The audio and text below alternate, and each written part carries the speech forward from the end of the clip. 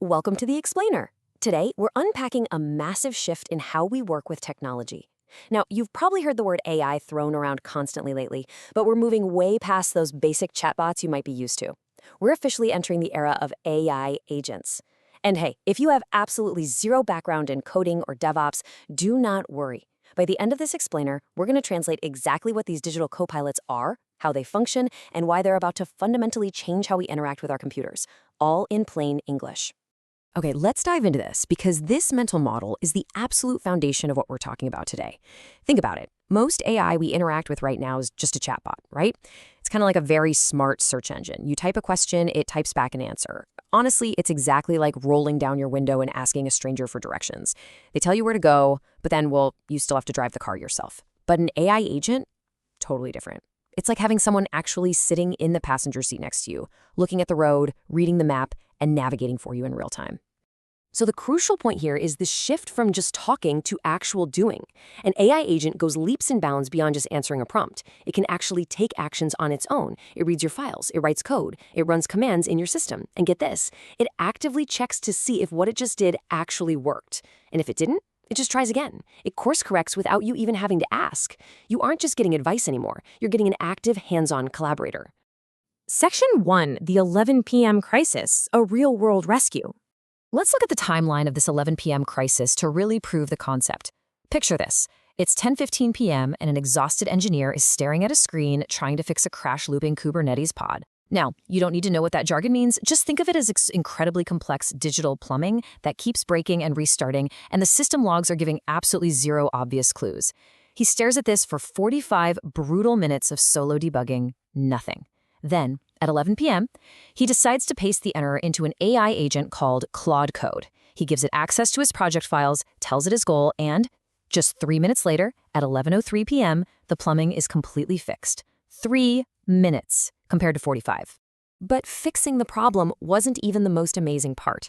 And this brilliantly illustrates the true value of an AI agent. Because post-fixed, Claude Code didn't just quietly slap a Band-Aid on the issue and clock out.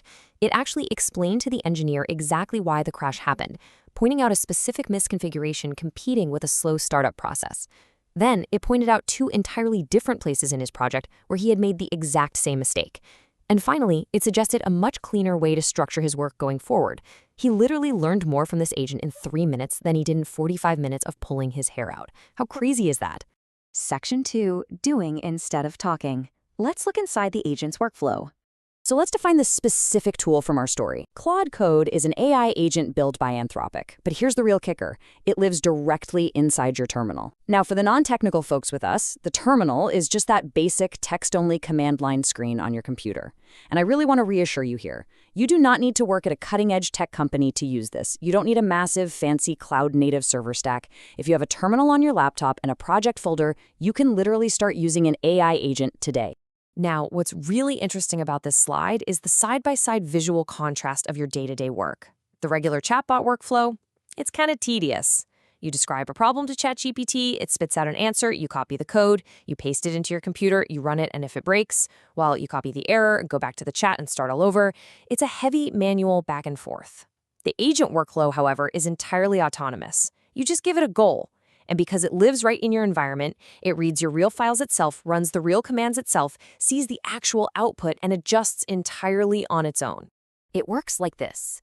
When you point Claude Code at a problem, it forms a hypothesis. Then it actively tries a fix.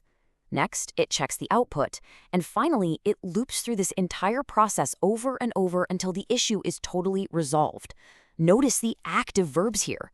It's not waiting for you to copy and paste. It's doing the work, checking the results, and course correcting. You simply sit back, watch it work, and only step in if things start going sideways. To really bring this down to earth, let's look at some incredibly practical examples of an agent in action. First, debugging errors faster, just like our late-night plumbing story. Second, writing scripts. You can tell it to write a script to check server disk space, and if the script fails because of a hidden permissions issue, the agent just fixes the permissions on the fly and tries again. Third, reviewing your own work. You can tell it to check a configuration file for security flaws, and it will flag real missing boundaries with specific line references, not just a generic checklist, your actual code. And lastly, it does the chore nobody wants to do, writing documentation. You point it at an old, undocumented script, and in minutes, it reads it, understands it, and writes a full manual for it. Section 3. Agents are not magic. Time for a reality check. Look, we need to be clear about something. AI agents are not magic. They make mistakes, they hallucinate information, and worse, they can confidently suggest a completely wrong fix. Human oversight is absolutely vital here. The engineers who get burned by this technology are the ones who get lazy. They blindly copy and paste commands they don't actually understand and run them in live production environments. You simply cannot fall asleep at the wheel just because you have a co-pilot. The mindset you really need is perfectly summarized by this quote. Know your tools, use AI as leverage, not as a replacement for thinking. The professionals who are truly thriving with AI right now, they know their fundamentals, they use AI to move much, much faster, absolutely, but they rely on their own foundational knowledge to validate the output the agent gives them.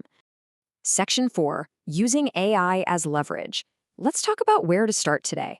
Even if your company is strictly on-premise or running legacy tools from a decade ago, you can still build a quiet, significant advantage. Let's move to the slide and see how this builds into a simple, actionable process starting right now. Step 1. Install a terminal agent like Claude Code. There's no complicated setup. Step 2. Give it a real task from your actual daily work. Seriously, do not give it a fake toy problem. Give it something you actually need to accomplish. Step 3. Watch how it reasons, validate its work, correct it when it's wrong, and build your instinct. You don't need to adopt 10 new tools or totally overhaul your company's workflow. This simple feedback loop is exactly how you learn to manage an AI agent effectively. So we've covered the dramatic shift from chatbots to autonomous agents. We've seen how they act as real-time navigators inside your own computer files. Now, I want to leave you with this question to think about. Look at your own daily tasks. If an AI agent sat in your passenger seat tomorrow morning ready to take the keyboard, what real problem would you hand over first? Think about it. Thanks for joining me on this explainer, and I'll catch you next time.